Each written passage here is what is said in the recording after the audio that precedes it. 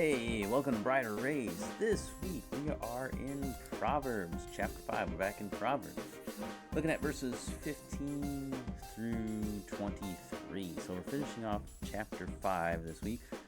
We started this 2 weeks ago, chapter 5, and we looked at, last time we looked at Proverbs chapter 5, I stated that this whole chapter is about sexual impurity and then the remedy for it. And so we looked at the first 14 verses and Solomon's warning to his son about the forbidden or strange woman. To listen to temptation to impurity is fatal. Its promises are empty, and Solomon says not to go near impurity. Stay far away from it.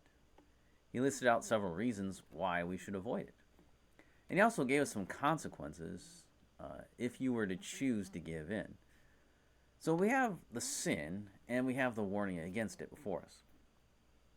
Now that leads us to the remedy. What has God provided in place of impurity? Well, it's God-honoring, biblical marriage. That's the answer. Now, do people like this answer? Most probably don't. Does the world love biblical marriage and see it as the cure for sexual immorality? Obviously, no. Does the American church see it that way? Well, unfortunately, we would probably have to say that most do not. But this is the answer that God gave, whether we like it or not. Read a quote to you from J.R. Miller about marriage. He said, "Marriage is intended to bring joy. The married life is meant to be the happiest, fullest, purest, richest life. It is God's own ideal of completeness. It was when he saw that it was not good for man to be alone that woman was made and brought to him to supply what was lacking. The divine intention, therefore, is that marriage shall yield happiness, and that it shall add to the fullness of the life of both husband and wife, that neither shall lose, but that both shall gain. If in any case it fails to be a blessing and to yield joy and a richer, fuller life, the fault cannot be with the institution itself." Let me read that again. The fault cannot be with the institution itself, but with those who under its shadow fail to fulfill its conditions. See, that's the problem. That's what we're going to see. The problem is not that biblical marriage lacks something, or that there's a problem with it or something else like that. The problem is us.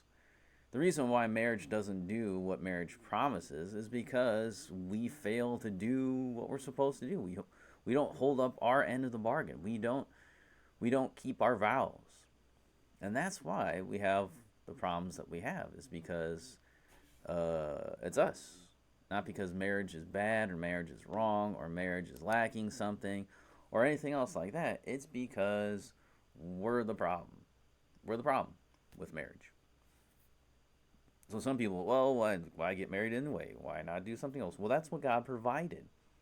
Now, the closer you follow God, of course, the better marriage is.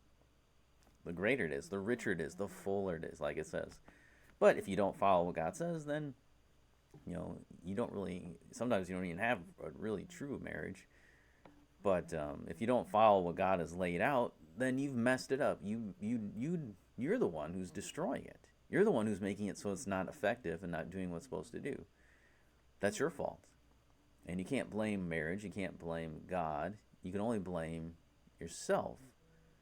And so that's the teaching that we have here before us in Proverbs chapter 5. It is old wisdom. It is ancient wisdom. Wisdom from God. And we need to listen to it. So that's what we're looking at this week. Come back next time and we'll begin looking at this section of Proverbs chapter 5.